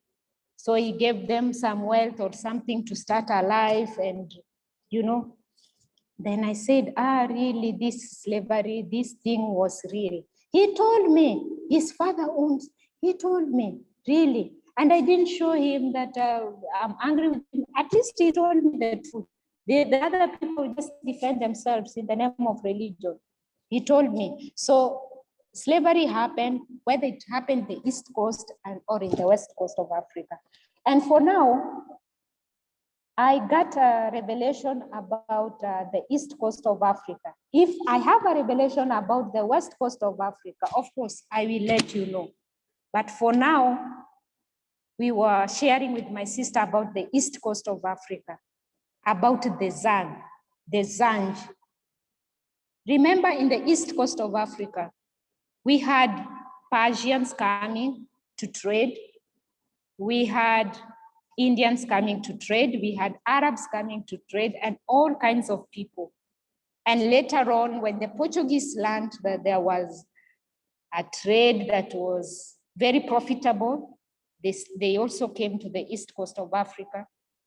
And they even built forts in various places. Like, for example, in Kenya, they built a fort they call Fort Jesus in Mombasa. Mombasa is the coastal town. And here there was, many people were taken during slavery. The port of Mombasa, the port of Tanzania, the ports of Mozambique, all this Indian Ocean coastline. So I will tell you about East Africa, not because I'm coming from East Africa, but that is the revelation I got about the East African slave trade. So One time we will get the revelation about the West African part of the trade, the slave trade. And then now we will combine the two and we will know what really happened. So what I was saying is,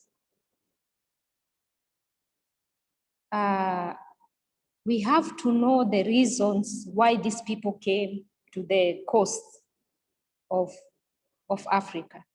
Let's start with the east coast of Africa.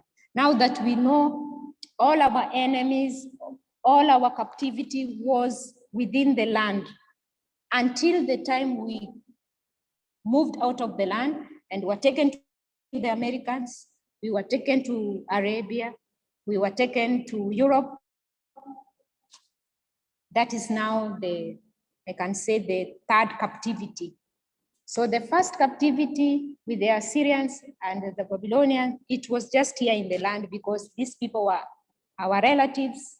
Some were the children of Ham and some were our relatives, our uncles, our great uncles, the brothers of our ancestors who put us into captivity. So they were just in the land. So what these colonizers did, when the Persians come, they take over a land. They can take over the land of Aram.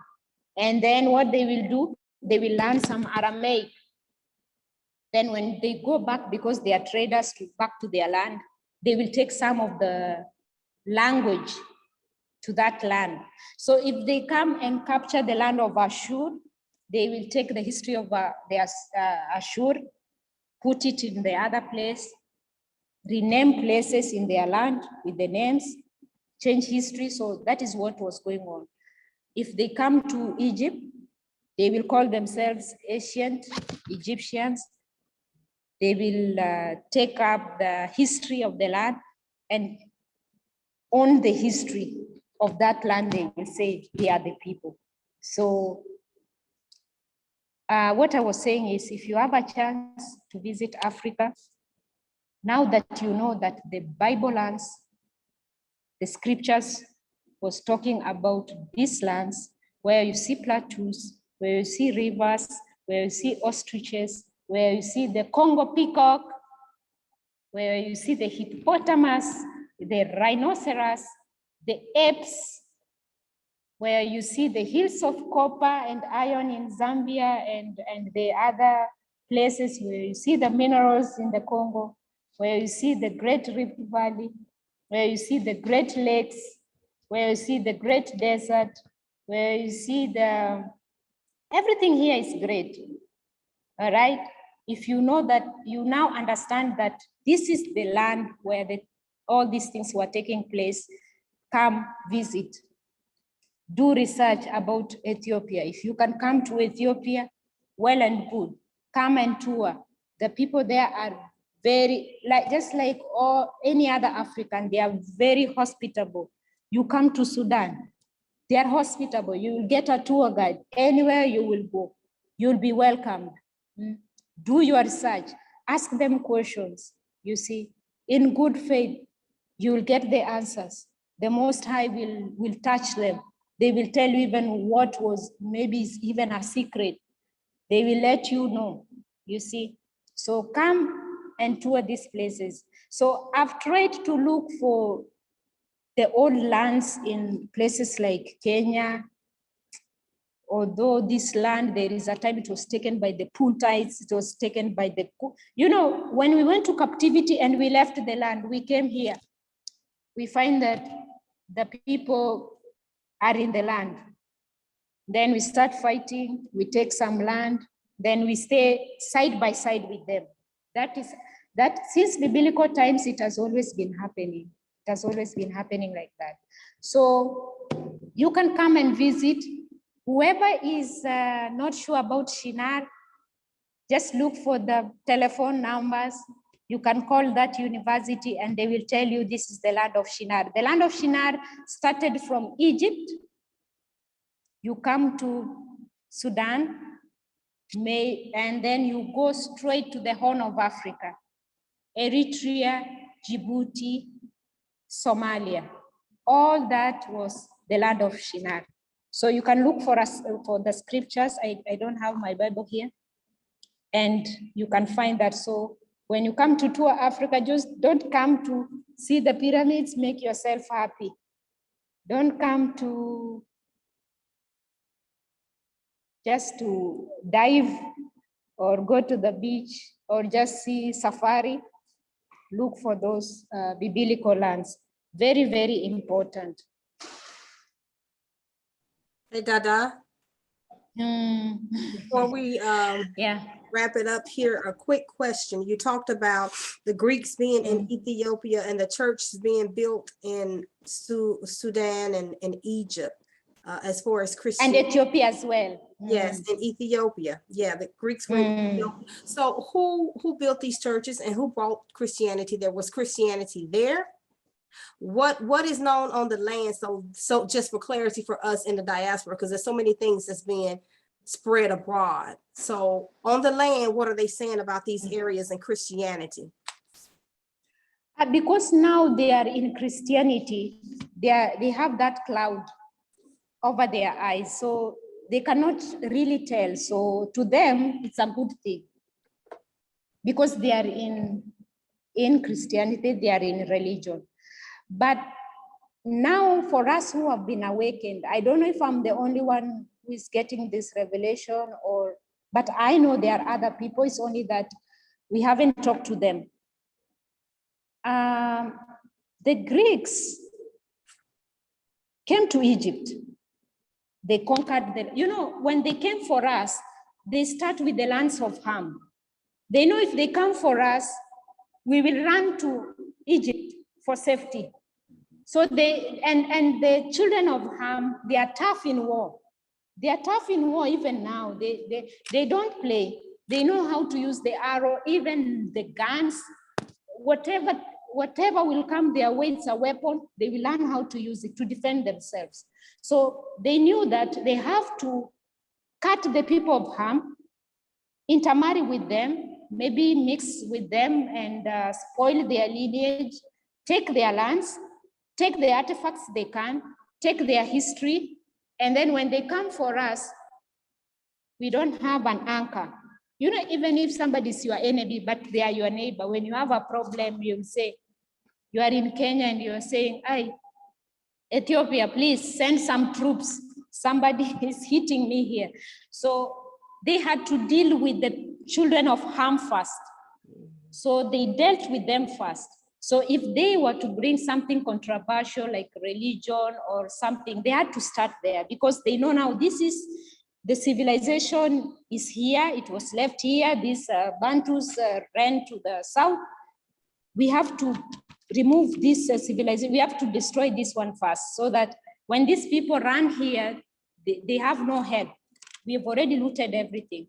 So to me, what I think, or I just, I can feel in my spirit is when the Greeks came to seek knowledge in Egypt, they came like, oh, we are coming to seek knowledge. But after that, their intentions are not always good. They took over Egypt, they conquered Egypt.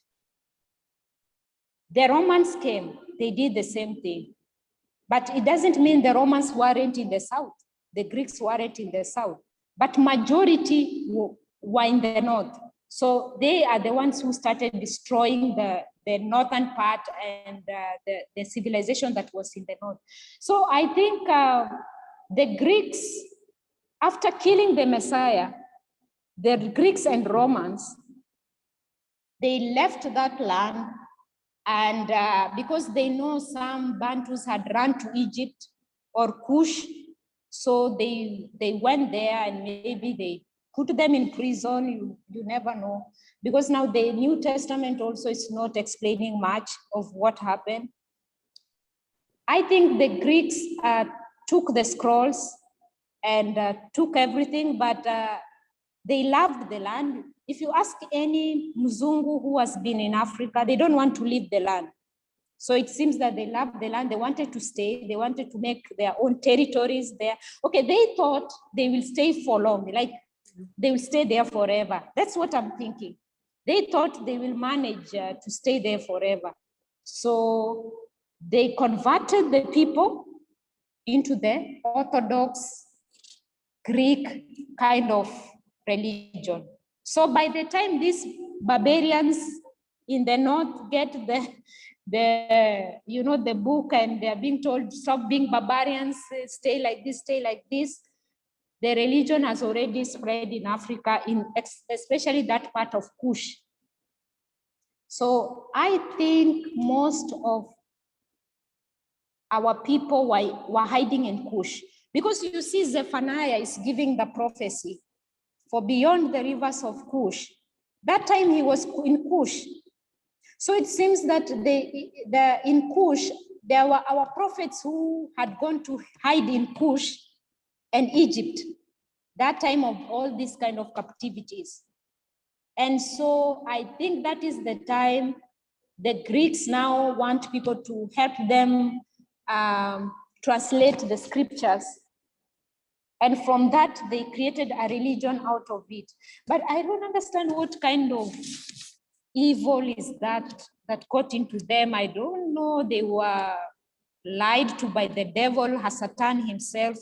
You see, how do you take somebody else's book, somebody's history, and then you translate it, and then you write yourself there, and then you praise yourself, and then you call it your book, and then you bring it back, you give it to the people again. You know, it's like, it's a confusion. All the religions, you can see that there is a confusion. So we have to get an honest Ethiopian who knows about this religion thing, an honest Sudanese, whether they are from either religion, who can really tell us what went on. But these Romans and these Greeks, they build their churches, and our prophets were there that time. I think that is the time Zephaniah is getting the prophecies, is being told that these are your lands there in the south, and beyond of these rivers, at the end, I will rescue you. That is what I'm thinking, and that is what I'm feeling in my spirit. So I have to go and research more about Ethiopia, because you see, you are told this was a Christian empire. This was a Christian emperor. This was this. So I have to research. And I don't know if I've answered that, but next time we will come to that. Everybody will come with their own research, and then we will see. Okay. So, yeah. So the main thing I wanted to tell you is there is reasons why they came to to enslave us. First of all, they didn't even come as, apart from Ethiopia, east coast of Africa, where the Zang were taken, where the other people were taken from the west coast. So the main reason the Most High, the revelation the Most High told me is, they had come to take over the trade of our ancestors. That is what brought them. Wherever they were, because the Greeks and Romans had come to Africa and Persians, they used to take stories to them. Just like the Mzungu come to Africa and write stories, and these stories were read by their people. So they said in that land, there is the descendants of Abraham, and there is a king called Solomon, and he is very rich, and he has gold, and he has sheep, and he has this. So they came, the first thing they came is commerce, economics. That is why slavery is called trade. Indian slave trade. They came because of trade. Transatlantic slave trade. Trans-Saharan slave trade. So they came because of trade. They were jealous because of our riches. They were jealous. You heard the other day, the Belgians went to Chad or Niger. They were sent by the UN, and then they are stealing diamonds, and they were in Mali or Niger. They never stopped. Belgians, after what they did in the Congo, they will never stop. So they were jealous of this. You heard the stories of Mansa Musa. The same way they were jealous of Mansa Musa, the same way they were jealous of Solomon. So the Most High revealed to me and told me, you know why they came to the East African coast? Now that is because of the Zang. That's why I'm saying this. To take over the trade. Why? King Solomon lived in Africa, and his ships were going across that place called Zangweba. Zangweba, they say, is the coast of the Zang, but we know it was called Azania. And Tarshish was around Malindi, because why I believe that the Malindi Kenyan port is as old as BC something, before Christ. BC. Mombasa Malindi port, even here in Arabia, I can give you a testimony. My own manager, my former manager, he was from Morocco. He used to tell me, come, my African sister. And he was very learned, and we used to talk. He used to tell me what he knows happened in Sub-Saharan. He used to tell me some stuff, really some valuable stuff. So I used to listen to him, and he was very respectful. He didn't have any racism or something of the sort. So he told me, do you know that you are the first people to trade in Arabia? I told him, yes. He told me, do you know before the Persians came to the Middle East and the Indians, how you see they are all over here, all over the place. Do you know that you are the first people to trade here? I told him, I was told in history class. I told him, I know. We used to exchange cowrie shells with goods. And we used to bring gold. And he told me, you are the first traders. So we're the first traders who taught them commerce. We're the first people who taught them stock exchange. We used to exchange livestock. So they changed that one, and they called it stock exchange. Our stocks is live because it's live stock. Their stocks is dead. It's only on a board. So they call it stocks. So we're the first people to do stock exchange. So we used to exchange cattle and for goods, cowrie shells. Now Mombasa, there is no old Arab who doesn't know about Mombasa or Malindi, Kenya. They know everything because that is an ancient port. Another ancient port is Mogadishu, Somalia. Now you know why there was piracy around that area. That is an ancient port. Remember the Horn of Africa? There is a lot of turmoil most of the time. Sudan, Ethiopia. Now in the Tigray region, that is the place Nimrod also built his city there. There is war there. Djibouti, Eritrea. So many years, Eritrea and Ethiopia never talked to each other because the rebels there were some rebels in Eritrea who used to be funded by the people from Egypt, and they could come to Ethiopia and cause conflict. So this has been going on. Now you know that why there's no peace in Somalia, Eritrean turmoil, Djibouti, the Chinese want to build a port, an army base in Djibouti. Strategic position. Why? They know these are the ancient lands. Yep. You have seen there has never been peace in Sudan, Somalia, and what? And actually the picture they put out there about Somalia is a different picture. The Somalis were only defending their coastline because the Western nations were coming and overfishing, and they were dumping nuclear waste near their sea. And they didn't have fish to trade. That is why this guy said, no, we will take arms. Let me tell you, a Cushite doesn't, yes, they are tough in war, but remember they are people and they have a civilized mind, and they love to live in peace as well. You know, people, you know, when we came in this awakening, there was that thing, oh, this Hamites. No. They are just like any other people. They have rules, they have laws in the society. They know how to keep the law. They know good and wrong. So the Cushites, they will defend themselves where there is need. To the last drop of their blood, they will defend themselves. So what they did, they took up guns and they said, we will take back our coastline.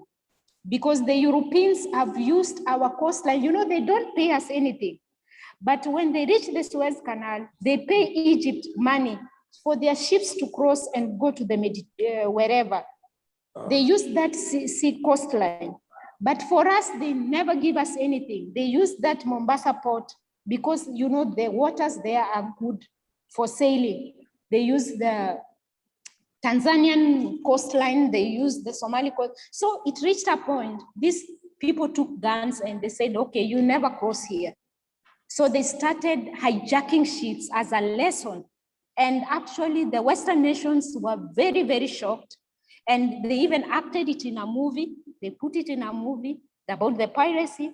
But these people did that out of desperation. It's not that they wanted to do piracy. You see? So when we say that these creatures are dangerous, no. These people were just protecting them. They are humans like any other person. So they were just protecting. So that is an ancient port. Kenyan port, very strategic. Pemba, Zanzibar, the island of Zanzibar, very, very, very strategic. Mozambique, just look at that East African coastline. So the ships of King Solomon were here. And Solomon, we call him Chiromo, not Shlomo, Chiromo. Chiromo is Bantu for Solomon. So they came to overtake the trade of our ancestors. From today, know that.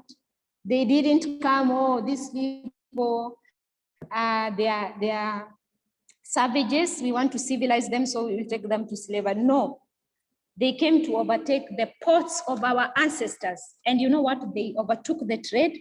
After finishing that, they enslaved our people. So that was the end of it. Now you see we are poor, we don't have trade, we are not in charge. Even if we sell our minerals, we don't put the price, we don't do anything, you see? So they had come to take over the ships of Solomon. That is what brought them to the East African coast.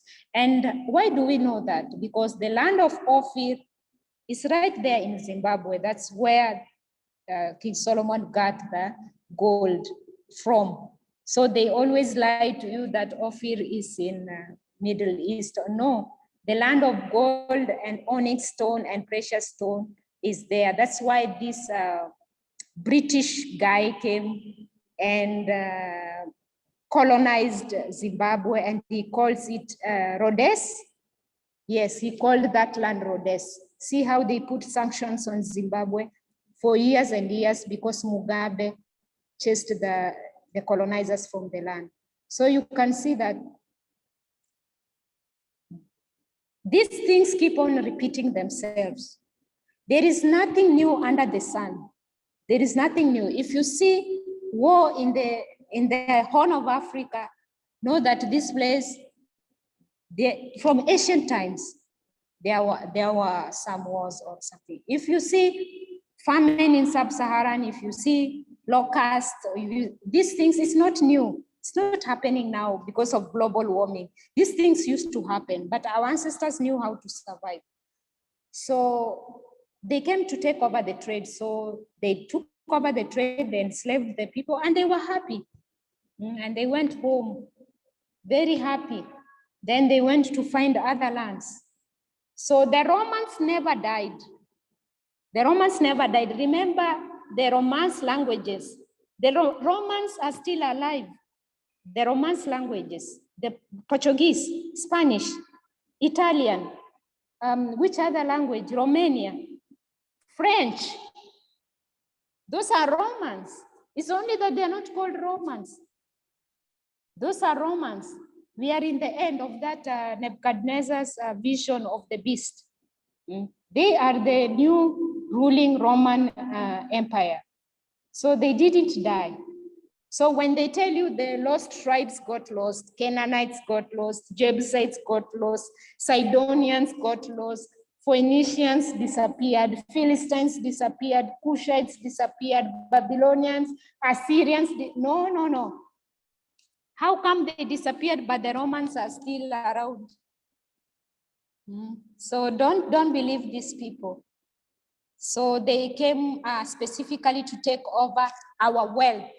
Number one, if you have ever checked a Muzungu economics, Where there is money, they will come, they will speak softly like an angel, they will make treaties, they will do everything you want. But they are looking at economics. So they came over to, so know that the ships of King Solomon were in the coast of Africa. Just know that. And the Tyre is still on the side of Africa. Sidonians, they built their whatever on the River Nile perhaps. The Sidonians were there. Tyre is a new word. In the scriptures, it's Sor, Tisor, T-S-O-R. That is what is in the scriptures, not Tyre. Lebanon. You go to Somalia, you find an ancient forest with trees of 1,000 years. A tree is 1,000 years old. And then the land is called Lebanon.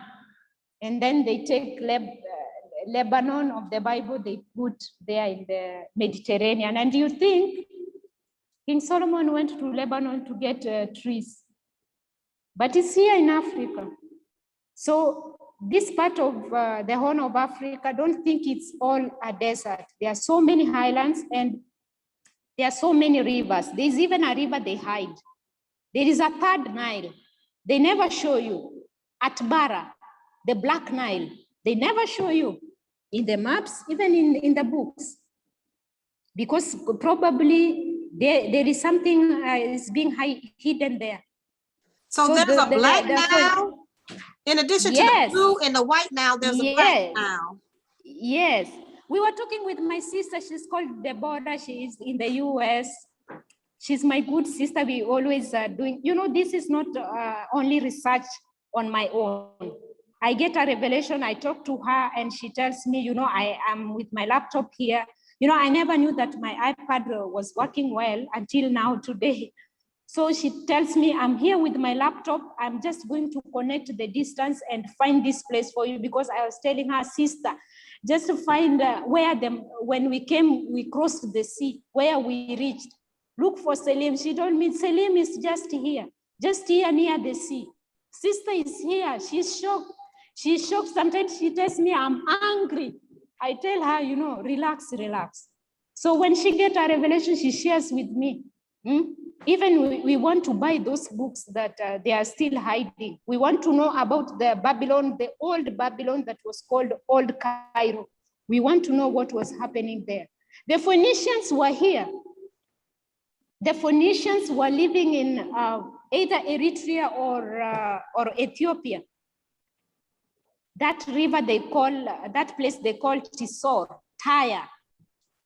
You remember okay, next time we will read every scripture part by part so that our people can get it. Because now it's like they're hearing story here and there. The Sidonians helped with the temple, like cutting the trees and whatever. We're gonna cut it here and we're gonna have a part 2 with the rest of this, talking about Tyre, Phoenician, and their trade and stuff there, and how the Grecians came over and took over their trade. Yes, our trade. Yes. King Solomon's trade, Bantu trade. Until now, we don't have ships. It ended. We are not sailing anymore.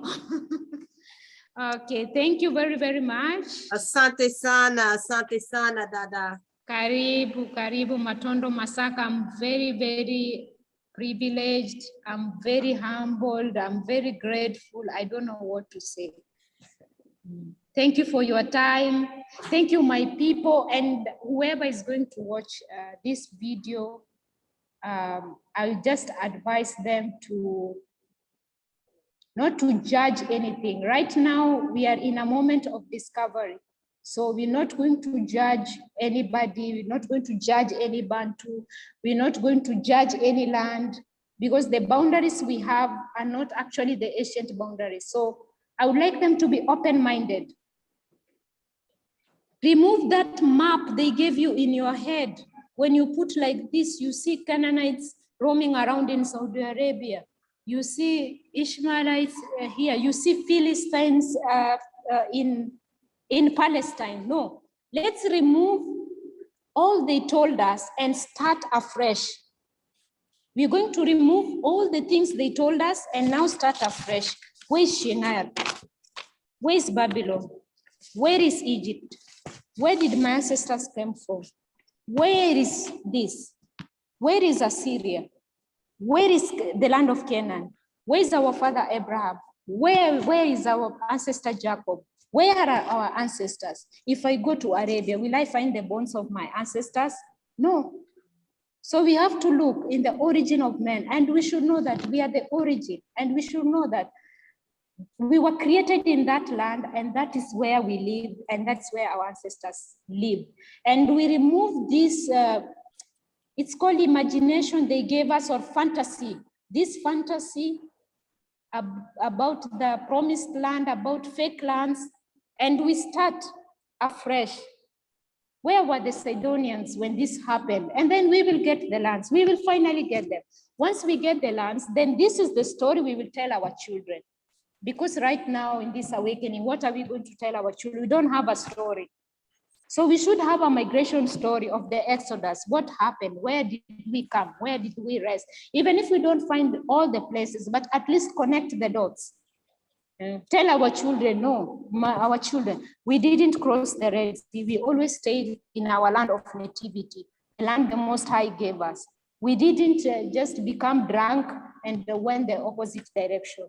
So we are going to find all the lands in Isaiah 11 here, and Isaiah 12 will be in the diaspora. So I'm really grateful, and thank you for your time. Thank you for your love. Thank you for your encouragement.